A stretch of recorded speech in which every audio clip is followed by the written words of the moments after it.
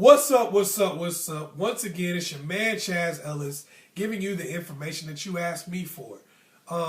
Make sure you go to the ChazzEllisProject.com if you need to get a consultation, if you need to get a quick question. Also, if you just want to make a donation. Go to Ask Chazz Ellis on Facebook if you want to be a part of the discussions that we're having, see some of the quotes that I put up, videos, the Chazz Asks, things of that nature. Go to Ask Chazz Ellis on Facebook. Anyway, the question that I got was really about marriage. I've done a couple different videos about the commitment that you have to make to marriage, some of the things that you have to go through when you get married, and some of the things that you have to take into consideration before you get married. Now, some people have gotten upset about some of the things that I said because I talked about, if someone cheats on you when you get married, sticking with them. I've talked about, if someone does anything, all kinds of different things. And the reason why I brought up cheating is because I knew that was a hot button for most people. That's a big hot button for most people and a reason to leave a relationship. Now, I want to go into a little bit about why I talked about that and why I brought that up. And what I think about marriage in general. Now, what most of us do, and this is men and women, when people get married, what they often do is they say, here's why I'm getting married. I like this person a lot. I love them even. They're cool. These are the good things about them. But the reason why they take that next step to get married. See, a lot of people love somebody and just stay in a relationship without getting married. Why people take that next step to get married, they have religious reasons. They want the ceremony. They want the title. They want a lot of different things. And it doesn't really matter exactly why the reason is. There's only one reason that makes sense. And that is you want to take that journey with the other person. The journey of self-improvement that you're both going to go through so you can grow together. If you're not signing up for that reason, then getting married is silly because really you're just marrying the parts of that person that you like. But you're going to be living with the parts that you like and the parts that you don't like. A lot of people don't really take the time to think about that when they get married. And that's why I brought those things up. If you go into a marriage saying, no matter what this person does, I am going to stick with them. I am going to stay with them and I'm going to go on this journey with them and we're going to try to grow together. If you go into a marriage thinking that, you're going to be a lot more selective about the person that you pick. If you go into a marriage thinking, if they cheat on me, I'm out of here. I'm done with this. If she gains 80 pounds, I'm out of here. I'm done with this. If we have some kids and they're really bad, I'm out of here. I'm done with this. If he can't keep a job, I'm out of here. I'm done with this. If she's really bad with money and gets us in trouble, I'm out of here. I'm done with this. If you go into a relationship thinking that, you're not going to be very good in the screening process. So therefore, when you get married to somebody, you're going to marry the parts of them that you want, but then you're going to be stuck with the parts that you don't want. This is how you have a lot of people who get in 3, 4, 5 different marriages because they get into a marriage marrying the parts of somebody that they want for whatever reason they decide to get married, but then they're stuck with the parts that they don't want also. When you marry somebody, you're supposed to know enough about them to know what they're capable of and to know what some of their flaws are. And you say, I am signing up to take this lifetime journey with you. We may never even get there, but I'm signing up to take this lifetime journey with you. If you get with a guy and he's got 4 girls on deck at the time you meet him, and you know good and well he's that type of dude, but y'all get together and you really like each other, you hit it off. Oh, I love you. Oh, I love you too. Oh, you so sexy. Oh, you so sexy. And then you decide, okay, let's walk down this aisle. Let's get married. And then 6 months later, a year down the road, the guy cheats on you. How can you really be mad when you knew that he was kind of the type of person that could possibly happen with? You knew that. Be real with yourself. So how can you be mad about that situation and not understand and say, I'm out of here, I'm gone, I'm just leaving? That's a journey you decided to take with that person. From, I don't want to be, from he's not the type of guy to really be monogamous, to I want to get him to be a husband that's going to be there for me and not be with other women. You decided to take that journey with that person. I had a friend one time, and he got with a girl, and he was telling me, he got married, and he was telling me, man, I'm getting ready to get a divorce from this girl because in the 3 years we've been married, she's gained over 150 pounds. And you know what? I'm not going to lie. I saw her. She did gain about 150 pounds because I knew her before and I knew her after.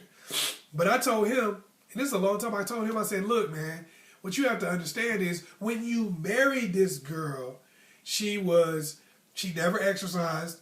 She was thick. She had a nice body then, but she never exercised. She never really took care of herself. And, you know, there was a possibility that she could get big like this. So you took this lifetime journey to be with her and deal with these problems that might exist with her weight. You took the lifetime journey.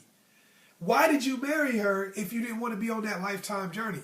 You just married the parts of her that you liked, but now you're living with the parts that you also don't like. And that's what I try to impart upon you when I talk about why, you know, sticking around when bad things happen. Because if you're not in line for that, if you're not ready to do that, then you'll marry any damn body.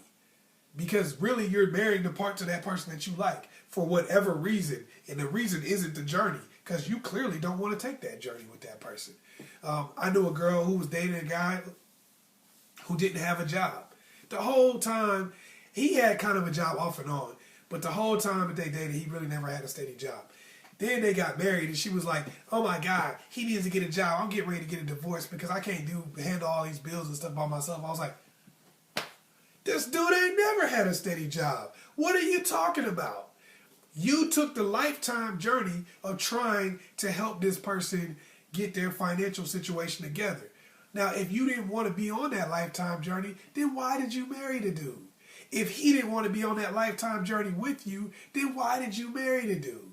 If you did, you know, if you knew that this was not a lifestyle that you could continuously live with, and if you knew that he wasn't on that journey with you, then why marry the guy? You married the guy thinking that this was going to be, did you think that all of a sudden you're going to flip a switch? Oh, we're married now, he's going to get a job? Why? His character is not going to just automatically change overnight. This is a lifetime journey of self-perfection. You're never going to be perfect, but you try to get to that point, and you do it together.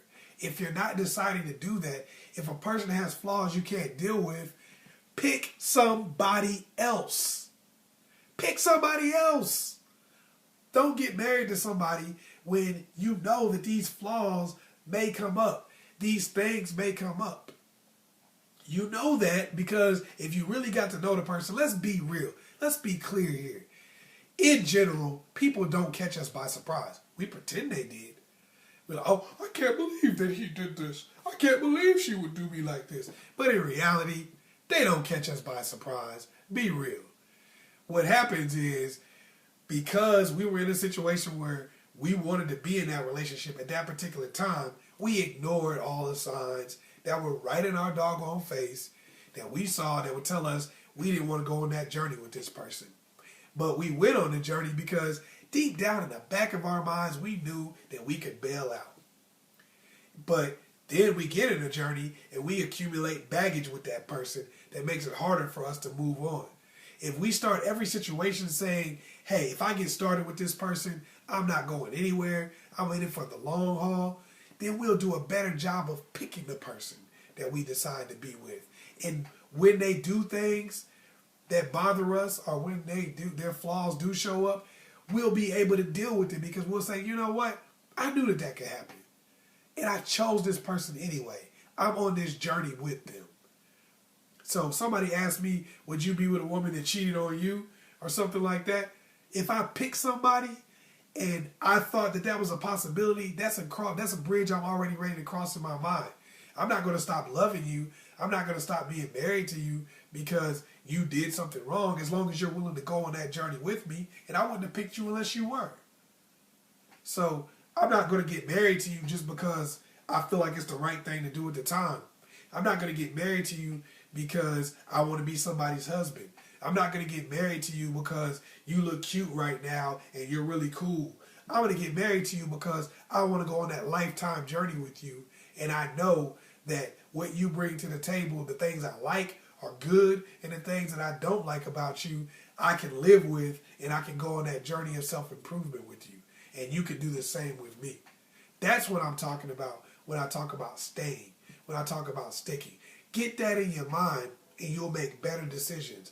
When you look at something as being temporary or look at something as being a situation you can leave just because it's not going your way at the time, then that means that you're not going to make the type of decisions that you need to make to pick the right person for you. It's just not really possible. So hopefully I was able to help you out. Once again, it's your man, Chazz Ellis. Make sure you go to the ChazzEllisProject.com. Check out some of the stuff we got going on there. If you need to get that consultation, the quick question. Also, if you just want to make a donation, go to Ask Chazz Ellis on Facebook also if you want to be a part of some of the discussions we're having. Oh yeah, like and subscribe. Share this video with somebody else. Peace.